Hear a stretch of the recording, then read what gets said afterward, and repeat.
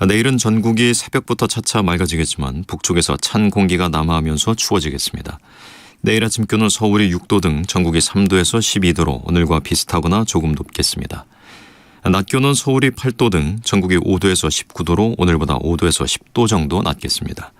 전국 대부분 지역에는 순간적으로 초속 15m 안팎의 강한 바람이 부는 곳이 있겠습니다. 바다의 물결은 서해 중부 먼바다와 동해 먼바다에서 2에서 4m로 높게 일겠습니다. 일요일인 모레는 전국 대부분의 지역에 아침 기온이 0도 아래로 떨어져 춥겠습니다. KBS 제1라디오 저녁 종합 뉴스를 마칩니다. 지금까지 아나운서 태희경, 배창복이었습니다.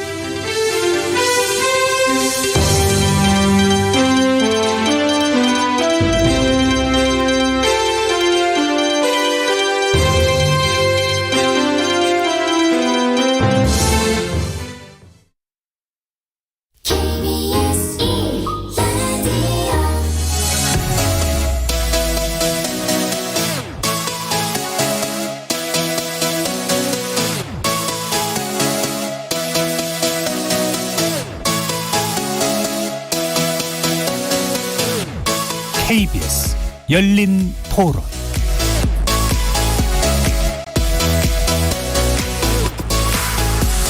안녕하십니까. KBS 열린 토론 정준희입니다.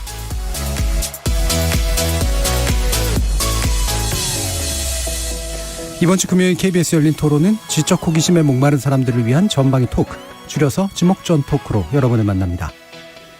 사상 처음으로 중동에서 월드컵이 열리고 있죠. 카타르 월드컵. 지난 월요일부터 개막해서 순조로운 출발을 알렸습니다. 어젯밤에는 우리나라가 남미의 강호 우루과이를 만나서 뒤지지 않는 기량으로 무승부라는 비교적 괜찮은 성적을 냈죠. 이제 모든 조가 각 한 번씩 경기를 치르면서 축제가 무르익고 있는데요. 세계인의 시선이 카타르로 향하고 있는 만큼 카타르라는 나라에 대한 관심도 높은 상황입니다. 중동의 작은 국가인 카타르와 전 세계인의 스포츠 축제인 월드컵이 만나서 벌어지고 있는 여러 가지 사건 그리고 논란. 이번 주 지목전 토크에서는 카타르 월드컵을 제대로 즐기기 위해서 우리는 무엇에 주목해야 될지 얘기 나눠보도록 하겠습니다. KBS 열린 토론 지금부터 시작합니다. 살아있습니다. 토론이 살아있습니다. 살아있는 토론, KBS 열린 토론. 토론은 라디오가 진짜입니다. 진짜 토론, KBS 열린 토론.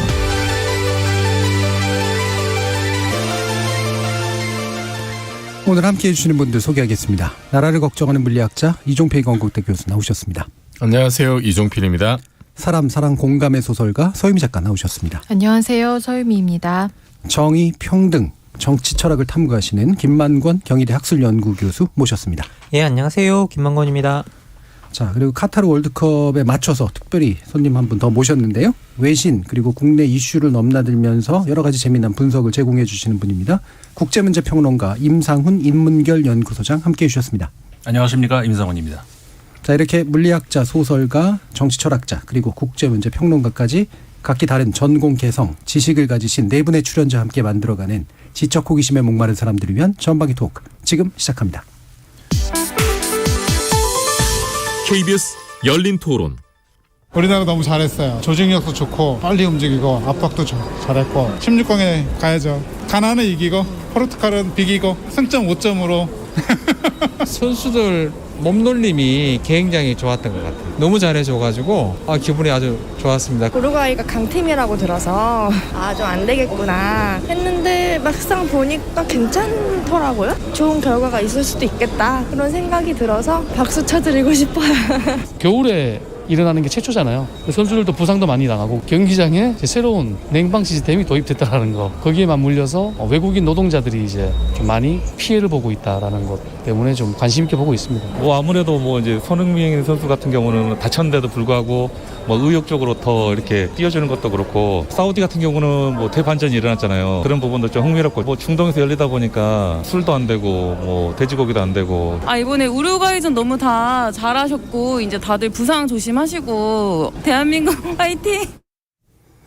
예, 여러 청취자 여러분들, 시민 여러분들의 이야기 들어봤는데요. 지금 월드컵 어떤 식으로 즐기고들 계신지, 예를 들면 우리나라 경기만 본다. 아니다, 내가 보는 특별한 나라가 있다. 뭐 여러 가지 스타일이 있으실 것 같아요. 먼저 이종필 교수님 어떠세요? 저는 자정까지 끝나는 축구는 대충 보고 있습니다. 자정까지 본다. 네. 자정 이후 거 못 보시나 보죠? 다음날 수업해야죠. 왜 그렇게 정상적으로 요즘 체력이 옛날 같지 않아서 제가 10년만 젊었어도 새벽까지 왔을 텐데 네, 지금은 그 정도는 안 되고 이제 뭐 금요일이나 오늘 금요일이죠. 오늘이나 주말에는 새벽까지 경기를 보면서 뭐 또 작업도 하고 그럴 작정입니다. 커피도 많이 마시고 왔습니다. 일단 평일에는 자정까지 하는 경기를 보시고 주말에는 이제 아마 다 보실 것 같고 그런데 서유미 작가님은 굉장히 표정이 안 좋으세요? 저는 오늘 월드컵 특집이라 안 올라 그랬거든요. 근데 어제 그래도 우리나라 경기한다 그래서 보려고 했는데 9시부터 11시까지 제가 줌 수업을 했거든요. 그래갖고 제가 줌 그 책 읽는 수업이었어요. 줌 시작하면서 결석을 많이 하실 줄 알았는데 아무도 안 빠지고 종강이긴 했어요. 아무도 안 빠지고 오셔서 제가 중간에 가시면 안 돼요. 그런데 태반 이상이 월드컵을 하는지를 모르시더라고요. 줌 수업이니까 옆에다 이렇게 보죠. 아니 그게 아니라 다 여성분들이긴 했는데 저랑 오래 수업한 분들인데 뭘 해요? 그러니까 세상에는 그런 분들도 있어요. 그렇죠. 세상에는 월드컵에 열광하는 분들도 있지만 월드컵을 하는구나. 그렇구나. 우리나라 끝나고 봐야겠네. 이렇게 뭐 아까 말씀하신 것처럼 중간에 정말 켜놓고도 볼 법하잖아요. 수업은 종강이니까 빠지기 좀 그런. 근데 그런 분도 1도 없고. 그래서 저는 어제 끝나고 이제 한 20분? 후반 20분 정도 본 것 같아요. 그럼 상당히 제한적으로 어쩔 수 없이 즐기고 계시는 옛날에 2002년에 저는 그때 한국에 없었을 때긴 합니다만 그 한국 경기할 때 그 장례식장에서 틀어줬던 장면이 생각이 나요. 그 상주들이 이렇게 머리 이렇게 쓰고 이제 박수를 치고 있는 되게 기묘한 장면이 생각이 나는데 줌 수업을 제대로 하셨네요. 저는 2002년에도 사실 거리 응원 한 번도 안 나갔거든요. 집에서 신랑하고 둘이 와 이러면서 봤던 사람이어서. 그때도 신랑이 있으셨군요. 네. 김학균 교수님. 아니 뭐 저 같은 경우에는 진짜 우리나라 경기 정도만 그 보겠다라고 그런 일정밖에 안 되는 것 같고요. 그리고 대부분 다는 다 하이라이트. 막 이제 뭐 한 10분짜리, 5분짜리 뭐 이런 거로 계속 보고 있어서 경기 전체를 좀 다 못 봐서 좀 아쉬운 부분은 좀 있습니다. 요즘 유난히 좀 바쁘셔서 그러신가요? 뭐 약간 정신없이 뭐 이렇게 일정이 좀 바쁘고 또 글을 좀 써야 되는데 제가 능력이 없다 보니 쓰는 시간이 오래 걸려가지고 그런 일이 일어나는 것 같습니다. 보통 공부하시는 분들이 11월이 많이 바쁩니다. 제일 바쁜 시기죠. 마감하는 것들이 되게 많아가지고. 자, 그럼 오늘 특별히 모신 소장님은 어떻게 즐기고 계세요? 저는 좀 이 세 분하고 또 다른 것 같아요. 저는 아들이 둘이 있는데 큰 아들이 이번 월드컵 보이콧 하겠다 그래가지고 왜 그러냐 그랬더니 카타르에서 이번에 올리는 것 자체가 문제가 있다. 자기는 안 보겠다 이러는 거예요. 오일머니. 뭐 여러 가지. 그래가지고 그래서 아빠 체면에 그래 같이 하자라고 하자니 이 방송에 나와서 할 말이 없을 것 같아서 그냥 아들한테 말 안 하고 그냥 몰래 봤습니다. 아들 눈치를 보고 계시는. 그럼 그 작은 그 자녀분은? 그럼 뭐 관계없이 보고. 근데 작은 아들은 축구를 별로 안 좋아해요. 굉장히 다양한 가족 구성을 가지고 계신데 임 소장님은 해외에 계실 때 월드컵 경험이 또 있으셨을 거 아니에요? 그렇죠. 아마 오늘 5사람 중에서 저만 유일하지 않을까. 아마 그런 분이 많지 않을 거예요. 우리 전국에도. 월드컵이 열리던 장소에서 그 팀이 우승한, 그러니까 월드컵을 현장에서 직접 본 사람. 그리 많지는 않을 거 아닙니까? 그렇죠. 뭐 지금까지 8나라인가 밖에 우승을 못 해봤고, 그리고 8나라에 그 현장이 있었어야 되는데, 전 2번이나 있어요. 그러니까 98년도에 한 번 하고, 그러니까 프랑스가 2번 월드컵을 우승했는데 2번 다 프랑스에 우연히 있었어요. 한 번은 유학하느라고 있고, 한 번은 일 때문에가 있었고, 그러면서 프랑스 월드컵 우승을 2번 다 현장에서 봤던, 이거 독특한 경험이었던 것 같아요. 김만공 교수님은? 저는 전혀 2002년에 우리나라에서 4강 가는 거나 봤지. 이게 또 미국에 계셨으니까. 그러니까 전혀 볼 수가 없었죠. 전혀 그런 경험은 없었고. 오히려 뭐 영국에 계셨던. 저는 이제 2000년 월드컵 때 영국에 있다가 그때 우리나라가 이제 막 16강, 8강 이렇게 나가고 그럴 때 막 스페인, 이탈리아 깨고 그럴 때요. 그때 그 나라들을 여행하고 있었어요. 위험한 짓을. 그래서 저는 일본인인 척하고 그러다 자존심이 허락지는 않아서. 되게 두려워하면서 한국인이라고 그러고 이제 그랬었죠. 이게 이정필 교수님 말에 승부 예측 이런 거 하세요? 승부 예측은 뭐 그냥 동네 옆집 아저씨 수준이죠. 예. 문어 수준은 아니시고. 저는 예측력이 굉장히 떨어지더라고요. 예. 뭐 어제 경기도 저는 희망 섞어서 한 3대1 정도로 이기지 않을까라고 했는데 예. 0대 0이어서 좀 경기하는 걸 보니까 근데 굉장히 아쉽더라고요. 예. 이게 사람 욕심이 그렇죠. 끝이 예. 없어서 예. 사실은 경기 전에서 비겨도 어디야 이랬을 텐데 어제 경기 시작하고 한 10분 정도 지나고 이 정도면 해볼만 하겠는데 라는 욕심이 생겨서 그렇죠. 못 이긴 게 이제 아쉬운 예. 그런 정도였고 그리고 뭐 이번 월드컵 때는 보니까 이제 인공지능들이 막 예측을 많이 하더라고요. 몇 년 전에는 이제 그 영물이 문어라는 영물이 이렇게 막 예측을 했는데 거기에 비하면 엄청난 기술적 진보가 이루어진 게 아닌가 싶지만 그 예측 수준이라는 게 보니까 뭐 브라질, 벨기에 뭐 이런 수준이어서 그거는 축구 잘 모르는 저도 이제 예측하시는 브라질이 세상에서 뭐 최근에 이제 뭐 우리랑 그 평가전 됐었잖아요. 그거 보면 브라질은 정말 뭐 어떻게 뛰어도 뭐 그냥 누구와 만나도 이기겠구나. 게다가 브라질을 상대할 만한 유럽 팀 중에 예를 들어서 독일 저렇게 나가 떨어졌죠. 프랑스 하나 남았습니다. 프랑스가 이제 어떨지 모르겠습니다만 브라질 하는 걸로 봐서는 브라질이 가장 유력한 것 같은데 역시 인공지능도 그렇게 예측을 하더라고요. 그래서 저도 브라질에 거는 걸로. 네. 소장님은 예측 같은 걸 하세요? 아니면 예측에 나름대로 어떤 원칙 같은 게 있으세요? 저는 그 예측을 하지도 않고 그 제가 뭔가를 걸었을 땐 다 비켜가는. 예를 들어서 하다못해 그 선거 때도 제가 찍은 분은 한 번도 대통령이 안 되는 지금까지 단 한 번도 제가 찍은 분은 대통령이 된 적이 있어요. 제가 조금 더 운이 좋네요. 전 딱 한 번 됐어요. 그럼 예측이 맞은 김 교수님은 예측이 맞은 경우 있어요? 그 어떤 축구나 이런 데서? 축구 같은 경우는 뭐 가끔씩 저도 약간 뭐 너무 그렇게 뭐 무관심한 건 아니라 가끔씩 이렇게 뭐 열심히 보고 그리고 판단을 좀 해보고 하는데 이상하게 저도 예측을 하면 잘 맞지는 않는데요. 가끔씩 한 번 맞을 때 뭐 기분 좋은데. 근데 이번에 같은 경우에는 제가 뜻밖의 그냥 잉글랜드가 좀 잘할 것 같다는 생각을 했었거든요. 근데 생각보다 너무 잘해서 깜짝 놀랐었어요. 혹시 뭐 도박을 하시거나 이러지 않으세요?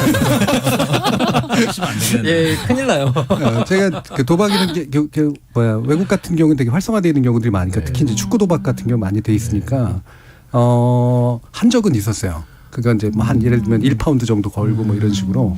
근데 한 번 맞아가지고 한 5배를 받으니까 욕심이 생겨요. 그래서 그때부터 도박사들이 어떻게 막 그런 것들을 예측하는가. 도박사들이 저는 오히려 중학교 때인가 그때 월드컵 할 때 반 친구들이 이렇게 막 표를 그려가지고 그렇죠. 애들끼리 그렇게 뭐 500원 1,000원씩 사들 뭐 이렇게 표를 적어가지고 이름 다 적고 정말로 그걸 또 전문하는 애들이 반에 꼭 한 명씩 있었어요. 돈 걷어가지고 나중에 나눠주고. 하우스를 만든. 제가 딴 적은 없습니다. 소유미 작가님 예측은 그건 못 하시겠네요. 네, 안 하고 그냥 보는데 확실히 그 뭐라 그럴까 승부에 막 욕심을 부려야 경기는 재밌긴 한 것 같아요. 맞아요. 응원하는 팀들 뭐가 걸려야 돼요. 이번에 이변이 많았는데 저는 약간 이런 게 좀 재밌더라고요. 축구가 그 이길 것 같은 팀이 이길 때도 물론 쾌감이 있지만 약간 약체인 팀들이 이길 때 되게 좀 즐거워요. 그래서 그 결과 이렇게 보면서 재밌다. 이래서 사람들이 축구 좋아하고 보는구나라는 생각이 좀 들어요. 사람 사랑의 소설가 맞으신 것 같습니다. 약체를 응원하는. 이정필 교수님 과학적으로 하실 것 같았더니 별로 그러진 않나 보네요. 뭐 근데 항상 이제 월드컵이 열 때마다 새로운 기술들이 막 도입되잖아요. 그때 브라질 월드컵 때는 뭐 이제 공에 이제 뭐 센서가 있어가지고 골대를 넘어가면은 자동으로 심판에게 이게 알려지고 그 전에도 막 이게 골라인 넘어갔냐 안 넘어갔냐 가지고 막 논란이 있었는데 칩 하나 씹으니까 그냥 단번에 해결이 돼버려요. 왜 진작 안 했을까? 저 같은 사람이 보기에는 그런 게 있었고 그다음 지난 러시아 월드컵 때는 그때부터는 이제 그 VAR 판독이 있었죠. 그것도 저는 뭐 좀 약간 이렇게 운영이 매끄럽지 못한 면이 있었지만은 중간에 뭐 경기 흐름도 조금 끊기는 것 같고 그래도 저렇게 가는 게 맞지 않느냐 좀 과도기적 성격이 있었지만 그래서 그것도 재밌었고 지금은 많이 또 보편화됐잖아요. 그런 기술이 올해는 정말 이제 뭐 그 반자동 옵사이드 기술이 도입돼가지고 가장 축구에서 논란이 많은 게 옵사이드인데 불만도 많이 나오고 온갖 얘기를 양산하는 그 주범이 옵사이드인데 그거를 기계적으로 인공지능까지 도입을 해서 이제 문제를 해결해서 그 초반에 그 어느 나라 경기였죠? 뭐 사람들이 정말 알지도 못하는 저게 왜 옵사이드야 하는데 기계로는 다 잡아내는 그리고 그 걸리는 시간도 이제 상당히 줄어들고 그런 기술적인 진보 그리고 그거는 이제 경기에서만 보이는 거지만 그 경기에 투입되기 전까지 또 선수들이 여러 가지 각 팀에서 이렇게 뭐 인공지능 옛날부터 활용을 해왔고 그런 많은 데이터를 수집하고 그런 과정들이 이렇게 실제 큰 대회에서 실현되는 모습들 이런 게 저는 또 굉장히 재밌어요. 그 옵사이드 그 기술이 적용됐구나를 느끼게 만들어준 게 이제 아르헨티나 사우디 경기에서 아르헨티나에 관련된 옵사이드 기술 이게 이제 좀 막 논란도 좀 불러일으켰고 한 3번인가 다 이렇게 걸려가지고. 그래서 이게 아르헨티나 그래서 졌나? 뭐 이제 이런 생각이 들 정도. 아무래도 그 공격수들이 위축이 됐겠죠. 그렇죠. 아무래도 이제 적응하기도 쉽지 않을 테고. 근데 이번에 사우디는 상당히 탁월하게 했어요. 그러니까 메시의 팀을 이겨버리는 예측을 깬 그런 경기 아니겠습니까? 근데 나머지 중동 국가들이 카타르부터 시작해가지고 별로 이렇게 좋은 성적을 거두진 못해서 지금 중동 분위기는 어떨까? 그냥 좋기만 할까? 아니면 약간 교차가 되고 있을까 궁금하기도 한데 혹시 어떠세요? 임상훈 소장님. 근데 그 중동 분위기가 원래 그 중동이라는 나라에 우리가 한꺼번에 묶어서 지역적으로 중동하지만 정치적으로나 뭐 종교적으로나 여러 가지로 갈등이 굉장히 많은 곳이잖아요. 그런데 이제 스포츠라는 것이 이제 그런 원래 취지가 스포츠가 만들어진 취지 자체가 그런 정치적인 갈등을 좀 줄여보자 하지 말아보자 그럼 평화를 추구하는 그게 스포츠인데 참 이번에 공교롭게 이번 월드컵이 중동에서 처음 열리는데 좀 전에 말씀하셨던 그 사우디아라비아가 이겼을 때 그러면은 사우디아라비아는 사실 그 순위파의 어떤 굉장히 그 주종국이라고 할 수가 있고 그 다음에 이번에 그 대회가 열렸던 카타르하고는 사이가 지금까지 굉장히 안 좋았던 나라란 말이에요. 그러면은 사우디아라비아가 그 이겼을 때 카타르 입장에서는 기분이 나쁠 수도 있는데 특히나 자기들은 주최국인데 그랬는데도 불구하고 축하를 보내주고 카타르 그 국왕도 그렇고 그 국민들도 그렇고 굉장히 축하를 보내주는 그 의외의 모습들이 보였어요. 그리고 시리아라든가 이런 데서도 얼마나 정치적으로 좀 복잡합니까? 이 사우디아라비아하고 별로 그 좋지가 않고 그런데도 불구하고 시리아에서 그냥 일반 카페 그냥 이런 데서 보다가 사우디아라비아가 이겼다는 것에 대해서 축하 보내주고 이런 걸 보면서 이게 스포츠구나 또 그런 생각이 들었어요. 이게 저는 완전히 그 의외의 그런 모습들이라고 생각이 들었거든요. 이게 스포츠인데 일본이 이긴 걸 그렇게 좋아하는 분들이 많을 것 같지는 않습니다. 아시아권에서는. 좋아해야죠. 그리고 이란 같은 경우가 진짜 이번에 대패했잖아요. 이란이 꽤 할 거라고 생각을 했는데. 근데 이란 같은 경우에는 지금 이란의 국내 상황이 굉장히 안 좋죠. 그렇죠. 사실 여러 가지 요즘에 국제 이슈가 큰 게 굵직굵직하게 너무 많다 보니까 이란 관련 소식이 이제 많이 우리가 좀 묻히는 경향이 있는데 지금 이란에서는 굉장히 그 얼마 전에 그 젊은 20대 여성이 히잡을 똑바로 쓰지 않았다는 이유로 그 하긴 석연치 않은 그런 죽음을 당했단 말이에요.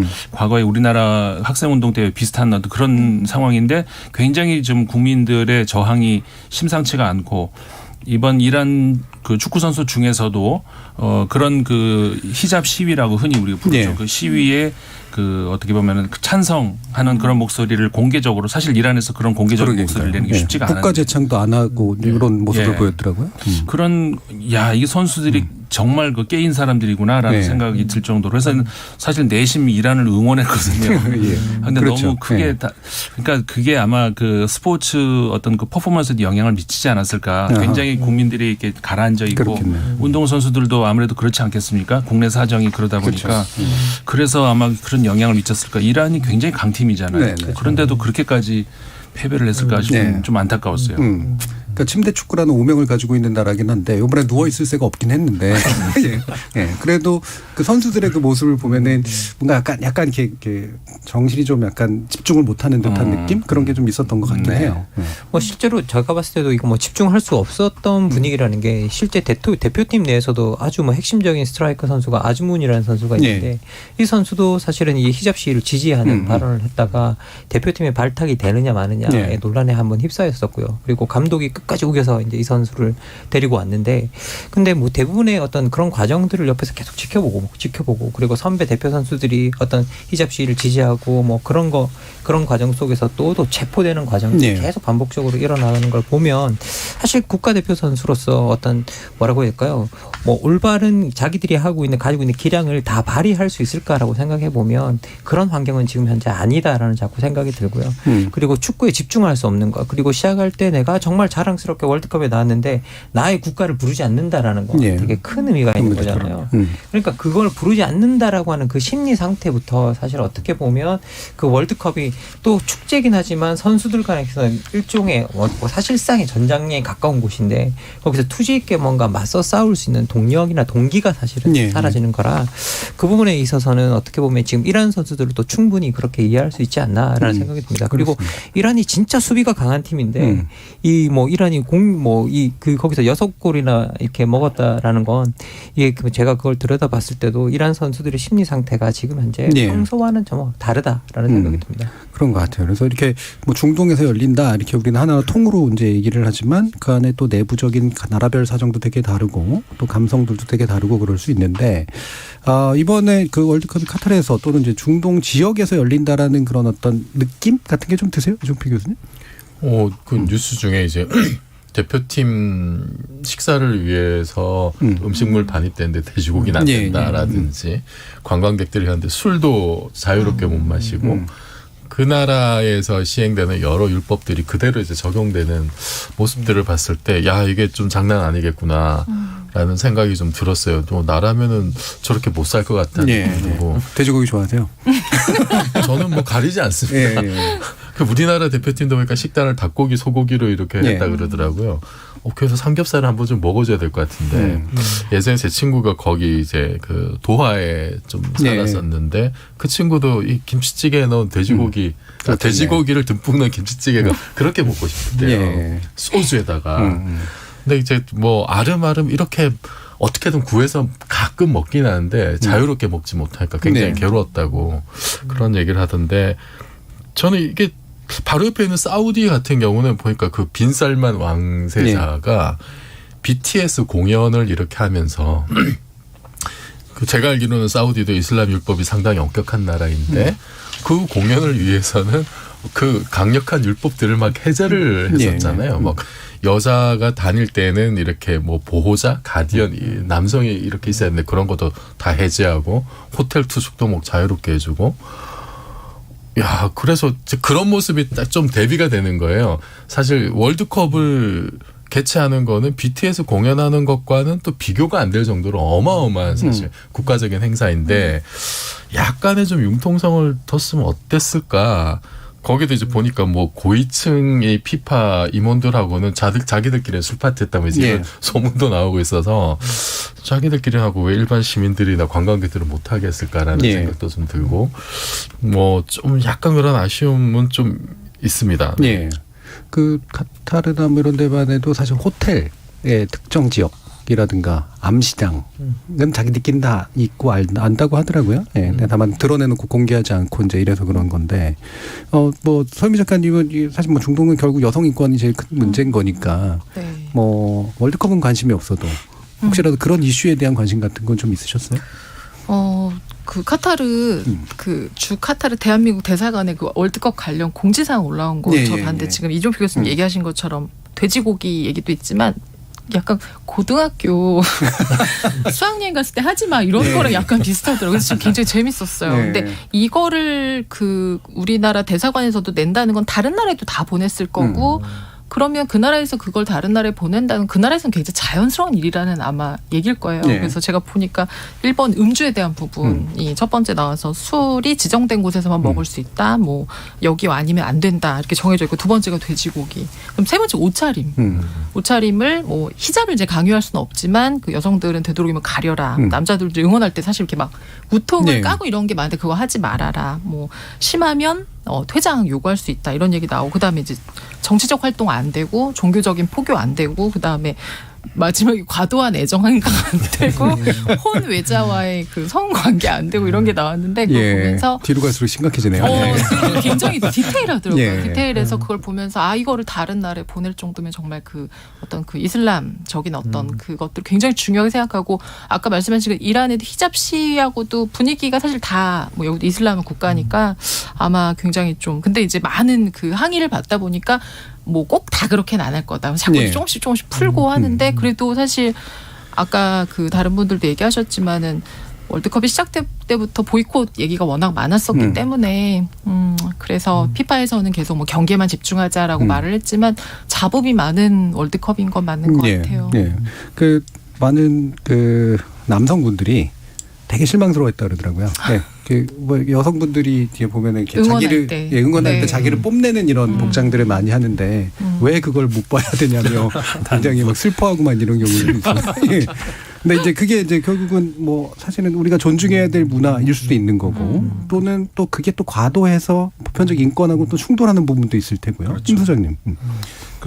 지금 말씀하신 것처럼 딱 충돌하는 부분이 정확하게 그 이번 월드컵에서 볼 수 있는 그런 대목인데 그러니까는 그 아까 작가님 말씀하신 것처럼 그 오죽하면 그 다른 나라에 공문을 보낼 정도겠냐. 그러니까 그 나라에서는 그건 그 일상 그냥 일반화돼 있는 그런 얘기고 그러니까는 그 대학교 같은 경우에도 얼마나 자유로워야 되는데 여학생 남학생 따로 있어야 되는 그런 문화라든가 여학생들은 히잡 써야 되고 이제 그런 것들 그러니까 복장에서부터 이제 그런 거 그다음에 이제 아까 이제 어떤 그 남녀가 사귀는 그런 문제도 거기서는 그 외국인하고는 또 다를 거란 말이에요. 거기서는 이제 아까 이제 몇 가지 말씀하셨던 이런 것들은 현지에서는 바로 그냥 큰 중형에 처질 수 있는 그런 거란 말이에요.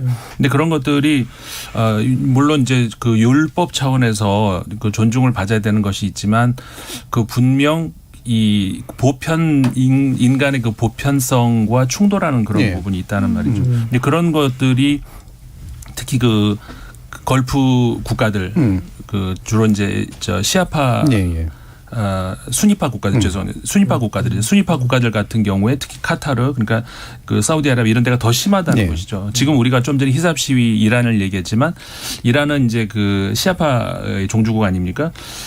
거기 심각하다고 하지만은 그 좀 전에 지금 우리 말씀 나누고 있는 이 주제와 관련해서는 그 걸프 국가들만큼은 아니거든요. 그런 것들이 이번에 하필 그 카타르에서 열리면서 이게 어떻게 보면 저는 그런 생각까지 들었어요. 아까 우리 아들은 보이콧한다 그러는데 난 이번에 카타르에서 월드컵 잘 열렸다.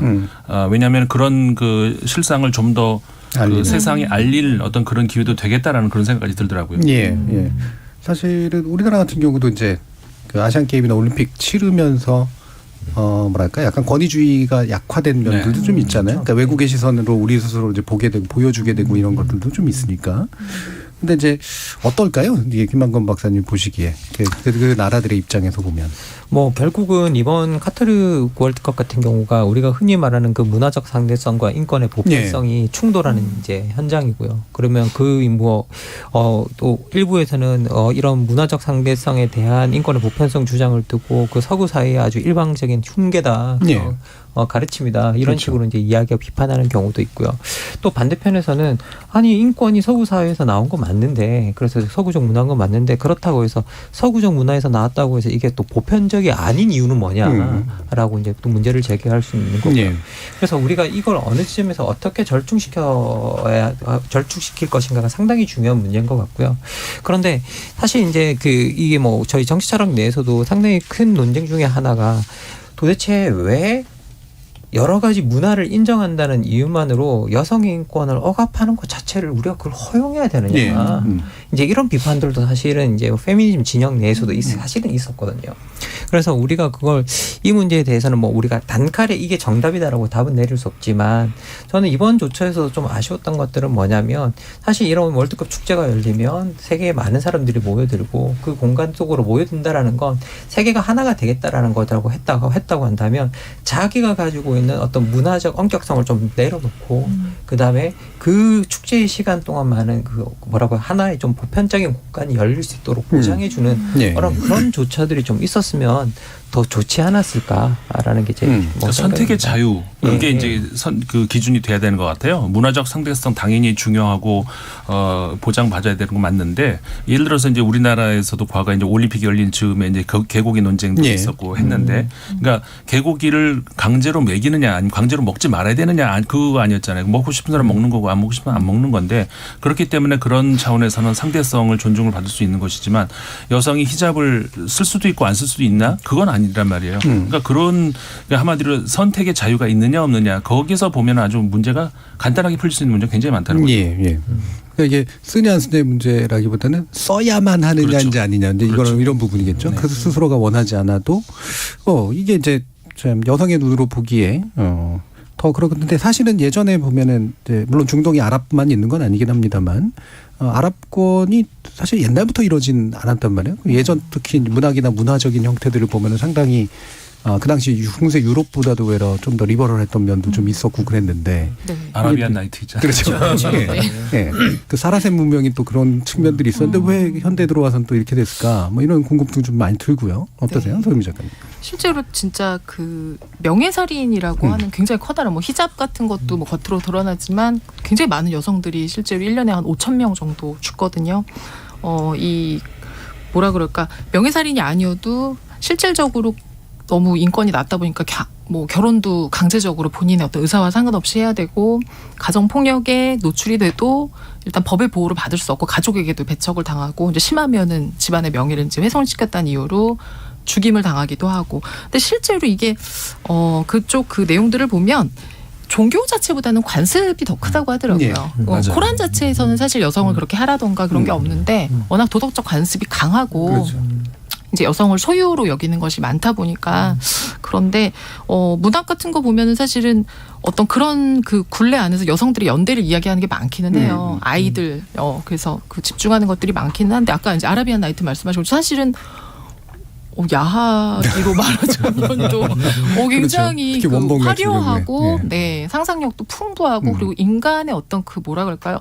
육체 내지는 욕망 본성이 훨씬 충실한 것들을 많이 가지고 있었어요. 어쩌면 반대급부적일 수 있을 것 같아요. 그렇게 했을 때 이것을 이 여성들이 누린다고 생각하면 두려울 수 있거든요. 사실은. 그래서 아마 훨씬 더 많이 억압하는 거. 그래서 이번에 히잡 시위도 히잡을 쓰지 않은 것이 아니라 머리카락이 보인다라고 하는 거. 저는 그게 훨씬 더 사실 되게 무서운 거라는 생각이 들더라고요. 아예 쓰지 않는 것이 아니고 뭐 권고도 아니고 잘못 썼다 머리카락이 보인다라는 부분. 그래서 그것 때문에 이제 그 다른 어떤 그 유럽에 있는 국가나 뭐 이제 전 세계 이제 여성들이 사실 머리카락을 자르면서 이제 항의하는 시위를 SNS에 계속 올리기도 하고 그리고 이게 결국 번져나가서 사실 여성들만의 시위가 아닌 약자들의 시위 그리고 약간 반정부 시위로까지 지금 번지는 상태여서 뭐 이게 어디까지 지금도 이제 계속 진행이 되고 있는데 어디까지 갈지는 모르겠어요. 근데 제가 읽었던 그 예전에 연을 쫓는 아이라는 굉장히 유명한 그 소설이 있어요. 영화도 나왔다. 네, 영화도 나오고 할리드 후세인이라는 굉장히 유명한 그 아프가니스탄 출신의 작가인데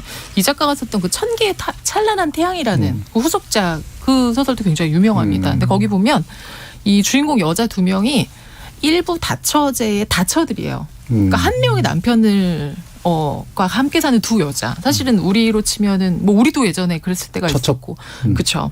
엄마가 이렇게 한마디로 함께 살 수 없는 가족이라는 이름이죠. 할 수 없는 이 두 여성이 전쟁을 겪으면서 연대하는 이야기를 이 남성 작가가 쓰거든요. 그래서 저는 사실은 이제 막 뭔가 조금 휘저어지는 그런 어떤 느낌들이 좀 있는데 글쎄요 어떻게 될지는 좀 더 봐야 되고 굉장히 좀 응원하는 마음으로 이 히잡 시위를 보고 있어요. 그리고 최근 그러니까 이번 카타르 올림픽에서 그러니까 피파 회장도 그 유럽의 위선이다 뭐 이런 얘기를 하잖아요. 네. 근데 이런 그 우리가 이 보편 인권 문제를 얘기하는 데 있어가지고 이거를 문화적인 어떤 그 갈등 이런 쪽으로 몰아가는 것에 대해서도 굉장히 위험하다는 생각이 들거든요. 그 피파 회장도 이제 스위스 국적의 유럽 사람임에도 불구하고 유럽 이런 말까지 했어요. 유럽 사람들은 앞으로 3,000년 동안 반성을 해야 된다 이렇게 얘기하는데 뭐 그건 맞는 말이에요. 네. 근데 3,000년 동안 반성을 하는 동안 그럼 우리도 똑같이 그렇게 반복을 해야 되는 건가요? 네. 그런 논리가 성립이 안 되죠. 그리고 그 이번 지난 월드컵 이후로 지금 4년 동안에 피파가 거둬들인 수입이 어마어마한 진짜 천문학적인 그 수입을 얻었는데 그 뭐 공공연한 비밀이죠. 그 카타르에서 이제 그 많은 그 지원을 받고 있는 그 피파의 어떤 그렇지 않아도 이제 부자 협회인데 그런 그러니까 투명하지 않은 그런 걸로 인해 가지고 이제 사법 처리도 굉장히 많이 되고 있었는데 그런 상황에서 그 카타르를 옹호하는 것이 굉장히 옹색해 보인다. 예. 그런 걸 가지고 이제 그런 문화적인 어떤 갈등으로 몰아간다. 그러니까는 그러니까 그 중동 문화를 대변하는 어떤 그런 말을 하는 건 좋은데 근데 논리적으로는 맞아야죠. 이거는 너무 그 보편적인 어떤 그 우리가 추구해야 되는 이상에도 맞지도 않고 논리적으로도 맞지도 않고 그런 것들이 이번 그 월드컵에서 뭐랄까 좀 어두운 그런 측면이라는 것이죠. 그러니까 피파 회장으로서 미치는 이해는 가는데 스폰서 따라 움직이는 스타일이어가지고 이정빈 교수님.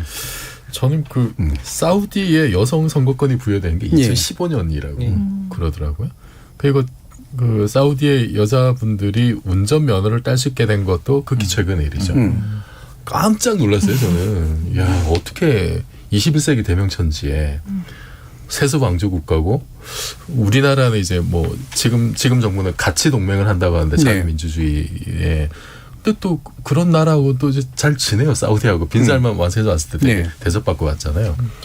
또 카타르는 월드컵 하니까 또 이제 우리 가서 열심히 이제 즐기고 하는데 야 이게 어떻게 서로 어울릴 수 있을까? 전혀 다른 가치를 가지고 있고 사실은 가치 동맹 관점에서는 정말 보이콧해야 될 것 같은데 그런데 1차적으로는 이제 그 나라에 사는 약자들이 정말 원하는 게 무엇인가. 그거를 일단 들어볼 필요는 있을 것 같아요. 근데 거기 카타르도 보니까 뭐 여성분들은 결혼, 뭐 구직, 여행, 교육 이런 데서 선택권이 없대요. 남성들의 허가가 다 있어야 되고.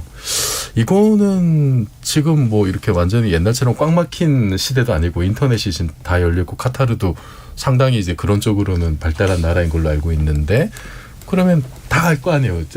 세상 모든 사람들이 이렇게 살지 않는다는 거는 알만한 사람은 분명히 다 알 테고 그럼 그냥 여성들이 뭐 정확하게는 뭐 어떤 비율로 어떤 의견인지 모르겠습니다만 분명히 이거를 개선하려고 하는 욕구들이 있을 테고 뭐 사우디나 이란에서는 당연히 이제 그런 것들이 있었고 그러면은 그것이 분명히 제도나 관습으로 막히는 지점들이 있을 텐데 거기에 대한 어떤 뭐 문제 제기를 뭐 정말 다른 나라에서 뭐 내정 간섭 수준으로 할 수 없다 하더라도 그것만이 유일한 어떤 삶의 양태는 아닐 수 있지 않느냐. 또 다른 삶의 방식도 있다는 것을 적극적으로 보여주는 필요는 있지 않을까. 그것이 뭐 같은 종교적 율법을 가지고 있다 하더라도 아까 말씀드렸듯이 사우디는 그냥 왕세자 한 명이 한마디에 뿌리면은 그러면 하룻밤 사이에 그냥 제도가 바뀔 수도 있는 거잖아요. 그 뒤집어서 얘기하면 야 그게 얼마나 하찮은 일이었을까라는 생각도 든다는 거죠. 좀 뭐 카타르라는 나라가 뭐 오랫동안 그런 거를 유지해 왔으니까 하루 만에 뭐 모든 게 바뀌지는 않겠습니다만 이번 월드컵을 계기로 좀 다른 나라들의 어떤 그런 얘기들 이런 걸 한번 좀 이렇게 좀 돌아보는 그런 세계의 시선에서 한번 스스로를 돌아보는 것도 나쁘지 않겠다는 생각도 들고 또 하나는 그 성소수자 차별, 뭐 여성, 뭐 그다음에 사회적 약자에 대한 이주 노동자들에 대한 문제. 카타르 인구가 뭐 280만인데 그 중에 카타르 국적자는 10% 정도밖에 안 되잖아요. 대부분이 이주 노동자고 그분들이 그 월드컵 준비하면서 굉장히 많이 또 돌아가셨고.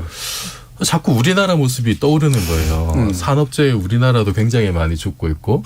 차별금지법 우리나라 아직 제정도 안 하고 있는데 차별금지하자 그러면은 동성애 용인하자는 거냐라고 하면서 종교단체나 다 들고 일어나 정치권에서도 굉장히 반대하고 있고 그거 보면서 저게 남의 나라 일은 아니다. 우리가 굉장히 민주주의가 성숙한 나라라고 자부하지만 우리의 수준이 정말 저 카타르 보고 뭐라고 할 수 있는 수준이 되는가라는 생각이 좀 들었어요. 그러니까 문화적 다양성을 넘어서서. 네, 우리도 다시 한번 우리는 정말 이게 법적으로 완전 민주주의 국가인데 우리는 그렇게 대놓고 드러내놓고 민주주의 한다는 말에 부끄럽지 않은 그런 제도와 이런 걸 가지고 있느냐.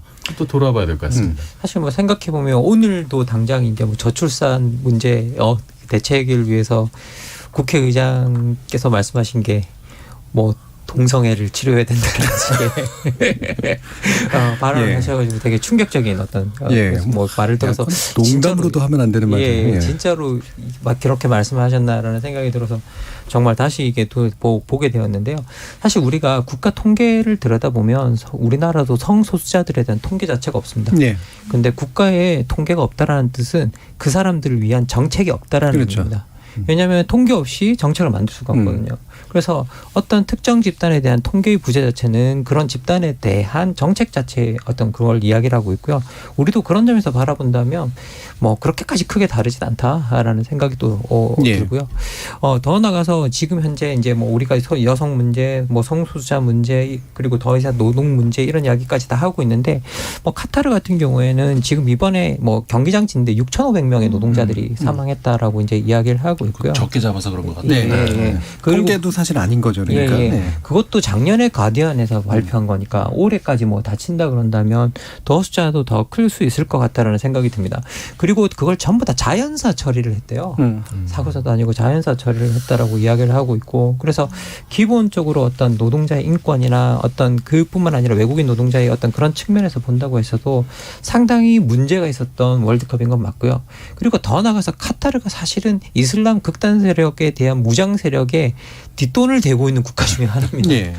그 점에 있어서도 사실은 그럴 만한 자격이 있나라고 이제 이런 뭐 축제를 개최할 만한 자격이 있나라고 물어본다면 거기서도 또 우리가 퀘스천 마크를 달 수 있는 어떤 그런 점도 분명히 있고요.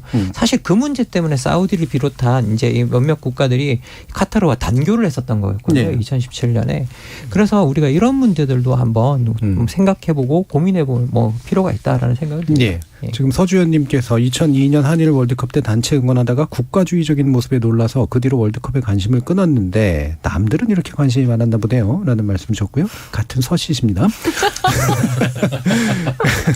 유튜브에서 하이든님이 우리 입장에서는 이슬람 문화는 너무 폐쇄적이고 배타적인데 그들 입장에선 지금도 많은 진전이 그래도 있었다고 하더군요. 어디까지 어떻게 변할지 궁금합니다라는 말씀 주셔서요. 일부가 좀 길어지긴 했습니다만 이런 카타르 피해 월드컵이라고 오명을 가지고 있는 카타르 문제와 이 월드컵이라는 축제가 그럼에도 불구하고 또 어떻게 좀 이해되고 수용돼야 될까에 대해서 일부 마무리하면서 임상훈 소장님 말씀 한번 들어볼까요?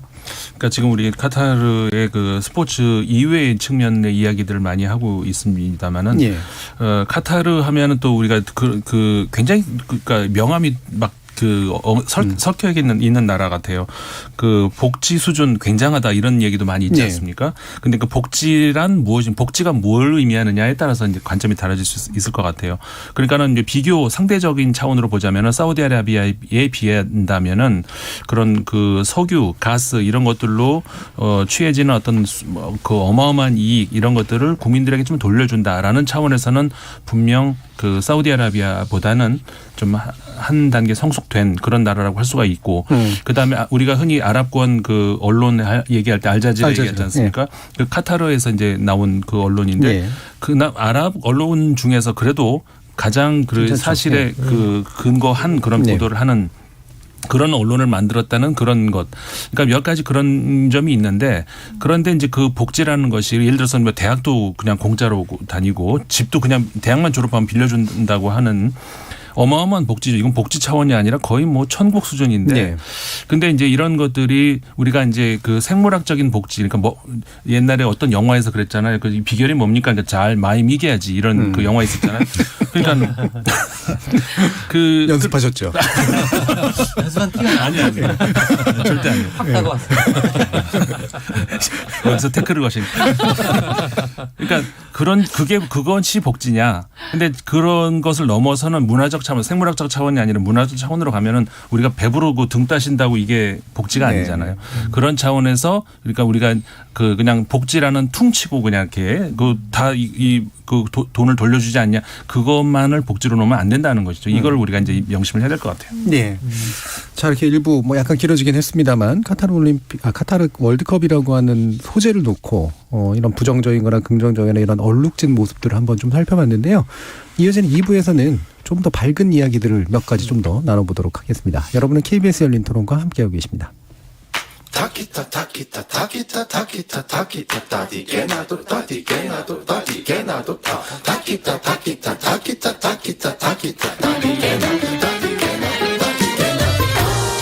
물음표가 느낌표로 바뀌는 순간 KBS 열린 토론. 지적 호기심에 목마른 사람들을 위한 전방위 토크. 정치철학자 김만권 경희대 학술연구 교수, 물리학자 이종필 건국대 상호교양대 교수, 소설가 서유미 작가, 인문계열 연구소 임상훈 소장 이렇게 네 분과 함께 하고 있습니다. 자, 2부는 역시 월드컵이긴 합니다만 이번에는 또 이종필 교수님이 이 즐기는 거에 대해서 좀 얘기해보자라고 하셨다고 해요. 근데 과학적으로 즐기자면서요. 네. 어떻게 하면 과학적으로 즐기는 겁니까? 제가 제일 어려워하는 주제입니다. 뭐 아는 만큼 보인다고 하는데 이게 아까도 잠깐 말씀드렸습니다만 매 대회마다 새로운 기술들이 적용이 되고 그것이 새로운 세상을 또 열고 있고 사람들이 즐기는 방식도 바꾸고 있어서 저는 뭐 그 신기술 적용되는 것만큼은 모두가 좀 관심 가져봤으면 좋겠다.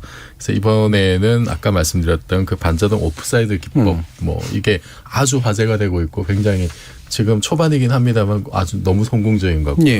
그다음 월드컵 쭉 역사를 보면은 이제 뭐 공인구가 발달해 온 여러 가지 역사들도 굉장히 재미있고 공이 이렇게 UFO 궤적으로 날아가는 거기도 사실은 아주 간단한 그 일반 물리학의 어떤 진짜 뭐 마그누스 효과라든지 아니면 뭐 카르만 소용돌이 효과 이런 것들이 적용이 돼서 굉장히 마법 같은 어떤 그 슈팅들이 나오는 거거든요. 그런 것도 월드컵기에 한번 좀 알아두면 어떨까. 그리고 앞으로 그러면은 어떤 기술적 진보, 어떤 과학적인 원리들이 적용이 돼서 미래의 어떤 월드컵이나 축구 경기는 또 어떤 모습이 될지 이런 것도 한번 좀 상상해 보는 것도 재밌지 않을까 싶습니다. 알겠습니다. 이게 뭐 여러 가지 이것들이 있대요. 기술도 있고 가마차기가 이제 어떤 물리적 어떤 이유로 만들어지는 것인가라는 그런 이야기도 있는데, 자, 서유미 작가님은 비과학적으로 즐기지 않으신다고 하셔가지고.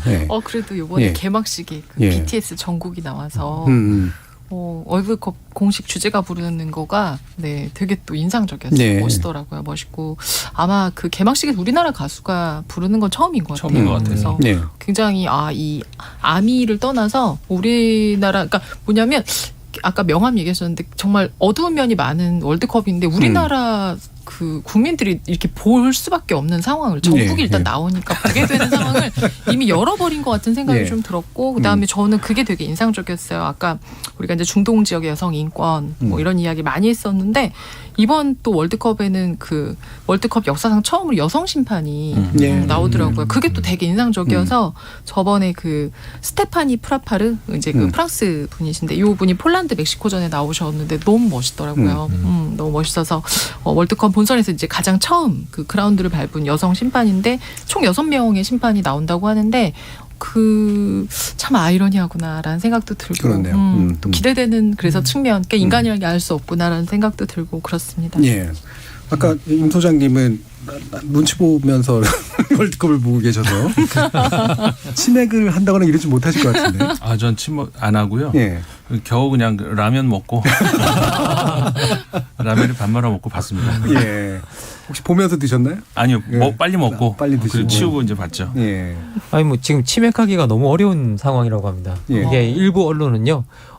여러분이 어제 우리나라의 경기를 뭐 치킨을 드시면서 봤다면 정말 진정한 승자다라고 이야기를 했을 정도로 이렇게 어제 치킨 주문이 폭주를 했다고 폭주했죠. 그리고 아마 그 시간대 안 받는 데들도 꽤 있었던 걸로 알고 있고. 그리고 낮에부터 온 주문을 처리하는 것만 해도 뭐 모자랐다라고 이야기를 하고 있고요. 근데 이게 과학적 근거가 있나요? 뭐가요? 이 치킨하고 축구 과학적 끈은 위장적 끈 거죠. 왜 언제부터 축구하면 치킨이 됐는지 모르겠어요. 그렇죠? 예. 핑계거리 아닐까요? 아니 치킨은 평소에도 먹을 수 있는데 유난히 그거를 그렇죠. 뭐 연결시키는 낮에부터 막 계기가 되는 거죠. 네. 뭐 복날 개 먹었던 거는 그렇죠. 사실 이게 뭐 실제로 얼마나 보양이 됐겠습니까? 근데 사실 그냥 건강 측면에서 보자면 치킨과 맥주의 조합이 안 좋은 것만은 아니잖아요. 이게 안 좋은 쪽에 더 가깝잖아요. 열량도 높은 데다가 기름 덩어리에 차가운 음료까지 그렇죠. 이러면 뭐 소화도 잘 안 되고 통풍이 있으면 뭐 저기 통풍 유발 요산을 만들어서 통풍 유발 가능성도 있고 실제로 그 건강보험 심사평가원인가 거기 어느 해 그 통계를 보면은 7, 8월 달 통풍 환자가 1월보다 36%나 많대요. 그게 그 치매가 여름에 이제 또 더우니까. 네. 그래서 이번에 월드컵 특수 때 이게 과연 어떻게 될 건지 이제 11월은 또 여름이 아니라 약간 좀 평소와는 또 다른 약간 특이한 지점이 있어서 이런 통계도 한번 내보면 재밌지 않을까 생각이 듭니다. 진짜 저희들이 과학적으로 사고를 해야 되는 건 틀림없는 게요. 이게 그 기름 덩어리를 차가운 맥주랑 먹으면 소화가 되는 느낌이 들어요. 느낌으로. 이게 무슨 과학적이에요?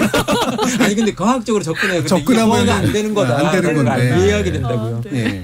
뭐 탄산을 먹으면 확실히 뭐 시원해진다라는 게 드립 나와서 시원해지는 건데 물론 이제 위에 자극은 일부는 있겠죠. 자, 근데 김한국 교수님 주식 투자는 하세요? 저는 정말 주식 같은 거 전혀 하지 않고요. 아예 뭐 하지 않습니다. 이번에 그 테마주 얘기는 그럼 좀 들어본 적 없어요? 뭐 이번에 그 치킨과 관련된 테마주가 이번에 월드컵을 앞두고 이제 올랐다라는 이야기는 좀 들었고요. 그리고 또 야식도 관련된 어떤 그런 그 주식들이 테마주들이 좀 많이 올랐다라는 이야기는 들었는데 사실 이제 그 보도가 뭐 몇몇 군데 나오긴 했는데 우리가 이렇게 그 성향상 그런 기사를 뭐 열심히 들여다보지는 않고 오히려 그 옆에 있는 다른 기사들 무슨 뭐 누가 무슨 시합을 하는 뭐 예측 기사들 이런 걸 자꾸 들여다보게 되지 이제 그런 쪽으로는 제가 뭐 눈이 잘 안 가는 것 같아요. 또 지금까지는 약간 이제 다 유사과학에 관련된 것들을 이제 얘기를 했고요. 좀 더 과학적인 이야기를 이제 우리 이종필 교수님 원하는 대로 한번 해보죠. 임상훈 소장님은 어떤 과학적 요소랄까, 과학기술적 요소랄까 이런 게 이번 월드컵하고 좀 매칭되는 게 좀 있으세요? 글쎄요. 저는 어떤 게 있을까요? 다만 이제 아까 말씀 나눈 것 중에서 여러 가지 이제 기술적인 기법들이 이번에 새로 적용이 된 게 많이 있잖아요. 근데 항상 우리가 스포츠를 할 때는 가장 어떻게 보면은 그 인간의 원초적인 그런 힘 이런 것들을 최대한으로 이렇게 그 발산을 하는 거기에서 이제 아름다움을 느끼는 뭐 이런 쪽으로 했는데 거기다가 이제 과학 혹은 기술을 한다는 것이 좀 매치가 안 되는 거 아니냐 이런 이야기들도 많이 있는데 저는 그 인간이 좀 더 아까 말씀드린 그런 거 가장 그 원초적인 그런 힘을 최대한 많이 발산해 주는 게 도와주는 게 또 과학이고 기술인 것 같다는 생각이 들어요. 그래서 오히려 이제 지금까지 뭐 오심이라든가 뭐 이런 것들이 경기를 오히려 방해하는 그런 측면들이 있었기 때문에 그런 차원에서 그러니까 그 선수들의 기량을 어떤 기술이라든가 뭐 그런 거에 의존하면 그건 안 되는 거지만 그런 것들을 더 도와주는 그리고 판단을 해주는 이런 데에서는 기술 과학 이런 것들이 도움이 된다는 그런 생각이 들거든요. 근데 이번에 저는 뭐 그래서 그런 분야를 잘은 모르지만 여러 가지 그 새로운 것들이 도입이 됐다고 하니까 그건 오히려 잘 된 것 같아요. 이종필 교수님. 네, 이번에 그 반자동 오프사이드 기술이라고 하는 게 미국 MIT 공대하고 스위스 지리 공대에서 한 3년 그렇게 개발했다고요. 저는 사실 직관적으로는 이게 그렇게 어렵고 막 깊은 기술인가 싶긴 한데 그런가 보죠.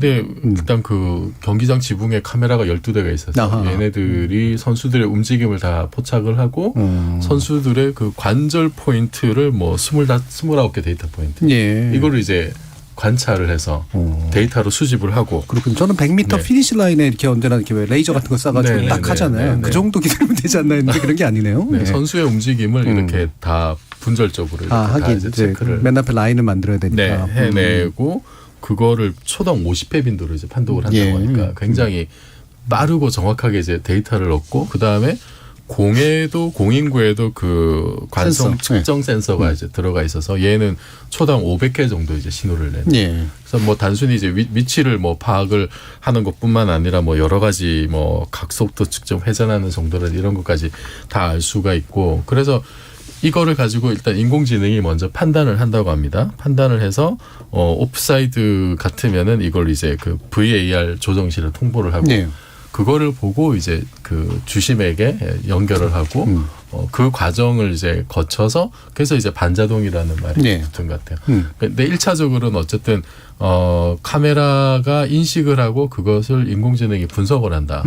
그리고 그 과정에서 지금 예전에 비해서 옵사이드를 판정하는 것이 뭐 70초에서 25초까지 지금 줄어들었다고 하더라고요. 그리고 시간이 줄어든 것뿐만 아니라 뭐 이번 월드컵 초반에 이제 다들 보셨겠지만은 오프사이드가 어떤 식으로 일어났는지가 그래픽으로 딱 뜨잖아요. 그 경기장 전광판에도 이렇게 뜨거든요. 정말 어깨 하나 들어간 거.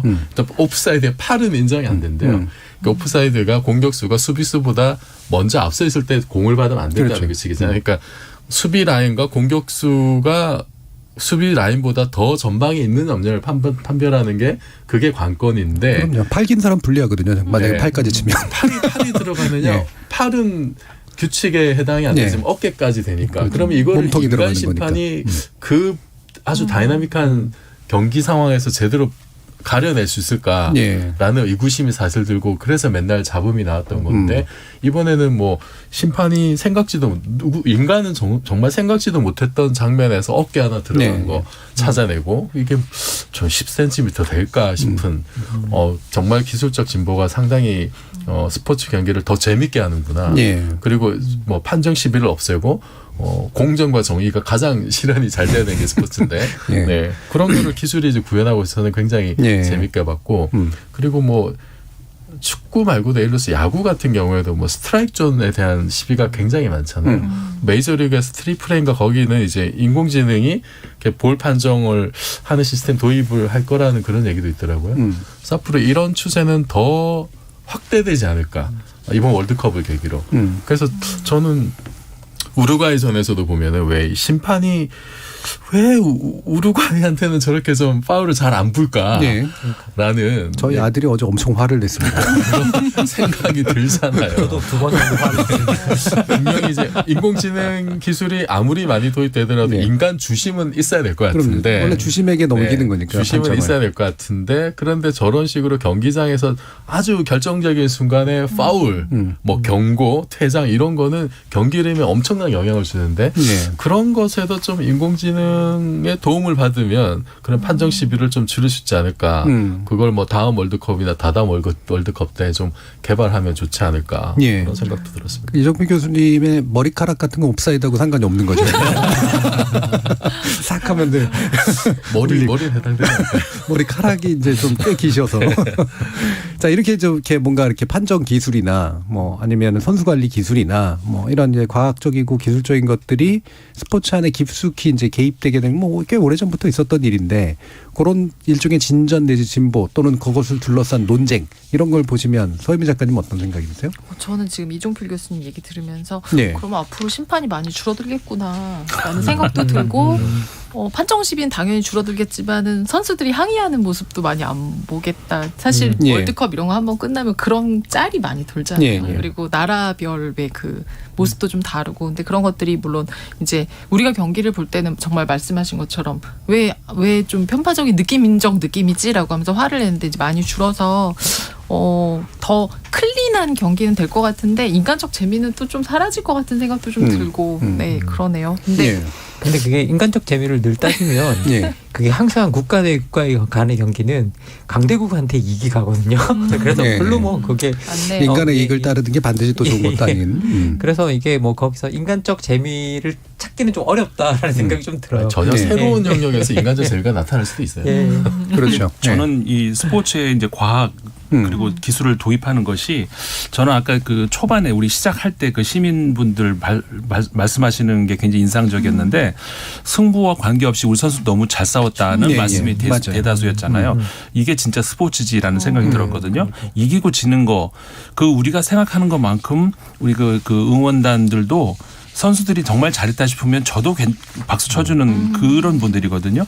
그러니까 저는 이 그 과학 기술 이런 것들이 스포츠의 그 접목이 되는 것도 어떤 그 승부의 예측, 그러니까 승부를 결정해주는 꼭 그런 승패에 관계되는 그런 것뿐만 아니라 선수들이 좀 더 과학적으로 훈련을 할 수 있는 그런 쪽으로 많이 관여가 되면 더 좋겠다는 생각이 드는데 이미 이번에도 보니까 그런 시스템들이 많이 들어간 것 같아요. 전 이런 것들 잘은 모르지만 그 EPTS 시스템이라고 부르는 뭐 이런 게 있는 뭐 전자 성능 추적 시스템이라고 해가지고 이런 거라든가 특히 이제 GPS 이거는 우리들이 뭐 다 알잖아요. 이런 것들을 이용을 해서 선수들의 몸 움직임이라든가 어떤 이동 반경이라든가 이런 걸 전부 분석을 하고 특히 우리 그 축구 대표팀 훈련하는 데가 파주에 있잖아요. 근데 거기는 함부로 이렇게 드론 날릴 수 있는 데가 아닌데 어쨌든 간에 이번에 특별히 드론을 이용을 해가지고 그 훈련을 했다고 그런 얘기를 들었거든요. 그러니까 그런 것들을 이용해가지고 과학적으로 좀 더 이번에 저는 그래서 이번 수비들이 과거보다 굉장히 탄탄해진 것을 봤는데 혹시 그런 그 훈련의 결과가 아니었을까. 그러니까는 그 감독이 정확하게 선수의 움직임들을 전부 파악을 할 수 있게 만드는 이런 것들이 어떻게 보면 승부를 결정짓는 그런 거 기술뿐만 아니라 어떻게 보면 좀 더 이 스포츠의 본연에 더 가까이 가는 그런 쪽이 아닌가라는 그런 생각도 들어요. 예. 지금 우리 PD님도 관심이 많으신지 올려주셨는데 이번에 반자동 옵사이드 판정이 주로 축구 강대국들의 골 판정에서 많이 나타나서 야 그동안 이제 심판들이 이렇게 워낙 잘하던 국가들 위주로 거기서 끌려가는 판정을 많이 했었구나라고 느끼게 만들어주는 그런 효과가 있었다고 하네요. 확실히 아르헨티나가 그 세 번의 경기 초반 세 번의 옵사이드 판정 때문에 확 공격의 창끝이 좀 무뎌진 그렇죠. 주저하는 그런 게 참 느껴졌어요. 상대적으로 뭐 사우디가 뭐 옵사이드 트랩을 잘 썼 건지는 모르겠습니다만 잘 썼기도 했고 잘 쓰기도 했습니다만 어쨌든 뭐 아르헨티나가 주눅이 든 거는 뭐 눈에 보일 정도였으니까요. 그러니까 그게 확실히 이제 주심이 인간이라 이렇게 뭐 부정부패뿐만이 아니라 원래 잘하던 사람을 뭔가 거기에 대해서 뭔가 이렇게 하기는 좀 그렇고 못하던 데에 대해서는 더 강하게 대할 수도 있고 이런 거잖아요. 그래서 우리도 그런 어떤 심판에 보이지 않는 어떤 그 뭐 확증편향, 확증편향 같은 뭐 거 이런 것에 우리도 사실 좀 피해를 많이 본 것 같은. 그렇죠. 과거에 많이 그랬죠.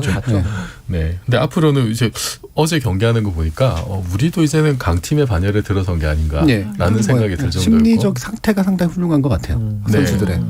심리적 상태도 그렇지만 심리적 상태를 가능하게 했던 여러 가지 훈련, 과학적 훈련, 방금 말씀하셨던 그런 여러 가지 그 기법들, EPTS 같은 걸 도입해서 이게 우리나라 들어온 게 2010년 남아공 때부터 본격적으로 도입했다 그래요. 그래서 선수와 관련된 데이터를 뭐 한 400개 이상 수집을 하고 그래서 각 선수별로 뭐 얼마나 빨리 뛰는지, 방향 전환 얼마나 잘하는지, 뭐 활동량, 피로도, 회복력 이런 것까지 다 체크를 하고 그럼 거기에 맞게 뭐 예를 들어서 뭐 식단이라든지 이런 것도 조절할 수 있는 거고 그 선수에 맞는 어떤 개별 훈련 이런 것도 가능할 거고 사실은 이게 또 조금 더 거슬러 올라가 보면 2002년 월드컵 때 히딩크 감독이 와가지고 그런 좀 데이터 기반의 과학적인 훈련을 도입을 많이 했었거든요. 그때 사실은 그 이전까지 우리나라 국가대표팀에 대해서 우리 모두가 가졌던 생각이 우리는 아시아하고 체력이 좀 약하고 체격도 안 되고 그래서 유럽 팀들하고 싸우면 안 돼 이런 게 있었는데 히딩크 감독은 체력은 문제가 아니다 오히려 그러면서 그 강도 높은 사실 체력 훈련에서 체력을 거의 극한까지 끌어올려 가지고 유럽을 상대로 해서도 체력에서도 밀리지 않는 팀을 만들었었거든요. 그러니까 얼마나 정말 과학적으로 선수들의 상태를 분석을 하는 것이 우리와 상대방에 대해서 그것이 얼마나 중요한가라고 하는 것을 이미 사실 2002년에 깨달았던 거죠. 그런데 앞으로는 정말 지금 이제 인공지능 기술이 옛날보다 훨씬 더 발달했기 때문에 예를 들면은 정말 상대방의 어떤 그 선수 데이터, 스탯이라고 하죠. 각종 데이터들이 엄청나게 많을 테니까 그것을 가지고 그 팀의 어떤 전술이 어떠할 것이고 그럼 거기에 맞는 최상의 우리 팀의 전술은 무엇일까를 우리가 개발한 인공지능이 이렇게 여러 가지 솔루션을 내고 거기에 맞춘 최적화된 훈련을 하고 뭐 이런 그래서 조금 시간이 지나면은 어느 나라가 과연 훌륭한 인공지능 프로그램을 가지고 있느냐. 영국 같으면은 그 딥마인드의 나라잖아요. 그 알파고를 만든 그 회사. 그러면 그 딥마인드 가서 영국 대표팀에도 여러 가지 도움을 준단 말이에요. 그러면은 우리도 이제는 그런 쪽으로 결합을 좀 잘 시켜야 되지 않을까 그런 생각도 좀 듭니다. 사실 안 그래도 그 어제 한국 우루과이전 끝나자마자 BBC에서 분석 분석한 그 기사가 올라왔는데 포메이션 분석을 했거든요. 진영 분석을. 그거 분석해 놓은 걸 보니까 뭐 거의 이순신 장군의 하객진이 생각날 정도로 네. 야 역시 진을 엄청나게 잘 짰구나. 그 효과가 굉장히 컸구나라는 게 확실히 좀 느껴지더라고요. 근데 그런 게 이제 바로 전략에 또 상당히 영향을 미치는 과학적 분석 요소기도 하고 그렇겠죠. 김만균 교수님 뭐 말씀하세요. 뭐 이렇게 우리가 뭐 과학 기술이 이제 우리한테 그 이 월드컵이나 이런 것에서 이야기를 했을 때 선수들의 경기력 향상이나 뭐 경기에 미치는 요소에 관한 이야기를 했지만 저는 뭐 경기에 미치는 가장 또 중요한 요소 중에 하나가 경기장일 거고 그리고 그 경기장은 관객들이 같이 있고 그런데 그 경기장을 어떻게 짓고 그리고 어떻게 유지하는가 상당히 중요한데 사실 이번 월드컵 같은 경우에는 아주 무더운 나라에서 이제 치러졌고 그리고 그러니까 겨울에 하게 뭐 그것 때문에 겨울에 하는데 겨울에 해서도 너무 기온이 높고 그래서 사실은 알고 보면 경기장 내에 어떤 그 에어컨 시스템 같은 어떤 쿨링 시스템이 상당히 중요했었는데 온도 조절 시스템이 중요했었는데 그런 것들이 어떻게 보면 전통적인 기술로 보면 상당히 탄소를 많이 내뱉는 그렇죠. 어떤 그런 요소들이 되는데 그것들을 이제 탄소를 내뱉지 않으면서도 탄소 중립적인 경기장을 짓기 위해서 상당히 이번에 많은 노력을 했다라고 이야기를 하고 있거든요. 그래서 이번에 지어진 8개의 경기장 중에서 7개의 경기장은 태양 에너지로 움직이는 곳이다라고 이야기를 하고 있고요. 그리고 하나는 심지어 태양 에너지도 없이 자연적으로 어떤 그 환기 시스템을 만들어서 어떤 그 다른 것들을 넣지 않고 다른 어떤 탄소 배출을 하지 않고 유지되게 만들었다라고 일종의 패시브하우스처럼 이렇게 만든 거예요. 그렇게 이야기를 하고 있는데요. 그래서 이렇게 어떤 하나의 지구적 축제 같은 것들이 열렸을 때 그 지구적 축제라는 건 사실은 많은 사람들이 모여든다는 뜻이고 그리고 그런 많은 사람들이 모여서 수많은 경기가 일어날 때는 사실은 자연스럽게 탄소가 배출되는 어떤 그런 현장이거든요. 그러면 거기서 이제 사실 이번에도 그 피파가 예측했던 탄소 배출량이 350만 톤이라고 그래요. 그러니까 엄청난 이제 그 양을 이야기하고 있는데 실제로 그 피파가 예측한 것보다 다른 이제 그 뭐 여러 단체나 대학에서 예측하고 있는 건 3배 이상 나올 거다라고 그렇게까지 이야기를 하고 있는데 그러면 이런 상황에서 우리가 지구적으로 열리는 차원의 어떤 이런 축제에서 어떻게 탄소 중립적인 축제를 치러낼 수 있는가. 근데 거기에 우리 기술의 발전 같은 것들이 상당히 많이 기여할 수 있겠다라는 생각이 듭니다. 사실 그 피파가 그 350만 톤 정도 추정한 것이 너무 과소평가됐다. 왜냐하면 피파가 예측한 그 추정한 치의 51%가 비행기인데 편도만 계산했대요. 편도만 계산하고. 올 때 걸어오나요? 그러니까 그다음에 경기장도 이제 7개, 8개 중에 7개를 새로 지었는데 그것도 한 8배 이상 축소된. 그러니까 경기장의 전체 생애 주기에 대한 탄소 배출 계산하지 않았던 거고. 그리고 뭐 이제 그 카타르가 뭐 나라가 작으니까 옹기종기 모여있긴 한데 그 관광객 150만 명 정도를 모두 다 수용할 수 없어서 인근 나라에도 다 이제 분포해 있고 그래서 비행기 그 사람들이 실어 나는 비행기가 이제 160편 정도 이렇게 되면은 그러면은 사실 뭐 의미가 없는 거죠. 그리고 노력을 안 한 거나요. 태양광도 짓고 그다음 뭐 이제 녹지도 만들고 하고 모자라는 거는 탄소 배출권 그 탄소 크레딧으로 메우겠다라고 했는데 그것도 사실 뭐 그 사막 나라에 이렇게 녹지를 얼마나 잘 오랫동안 유지할 것인가 이런 문제도 있고 그래서 좀 피파가 좀 너무 이렇게 그 그린워싱을 하려고 하는 거 아닌가라는 비판이 좀 굉장히 있었어요. 그래서 정말 진정성 있게 객관적인 데이터를 가지고 지금 탄소 중립하려고 하느냐 그게 실현 가능한 목표냐에 대해서는 좀 의구심이 많은 게 현실입니다. 우리가 과학적으로 즐기다가 이제 탄소 쪽으로 오긴 했습니다만 자 다른 두 분의 또 한 1분씩 마지막 또 이야기를 한번 들어볼게요. 임 소장님. 어떤 거?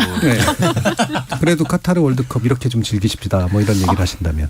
카타르 월드컵이 이번에 처음으로 겨울에 열리잖아요.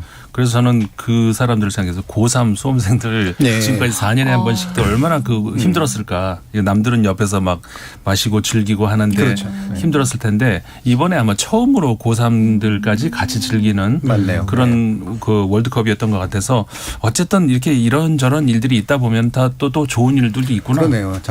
수능 이후에 한 첫 월드컵이네. 다 같이 즐기는 월드컵이었다. 그건 또 좋은 어떤 그런 그 기록이 될 것 같습니다. 굉장히 훌륭하십니다.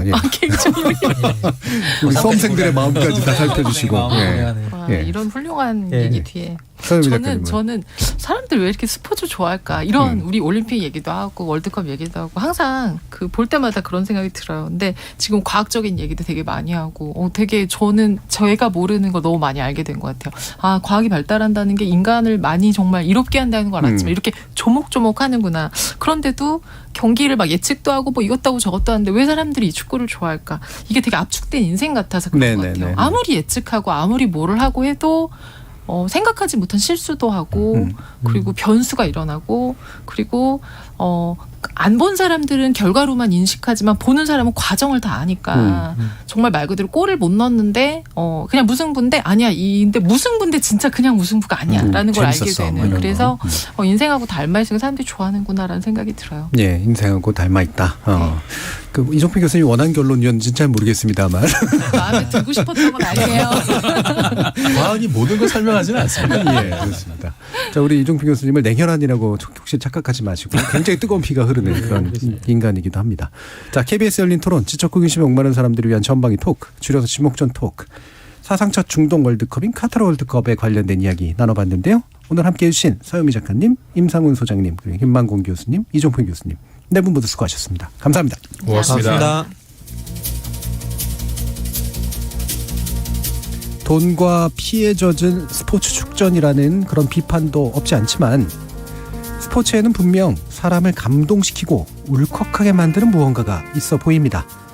자, 그렇다면 그들의 육체, 그들의 정신을 여러분들도 함께 즐겨주시면 좋을 것 같습니다.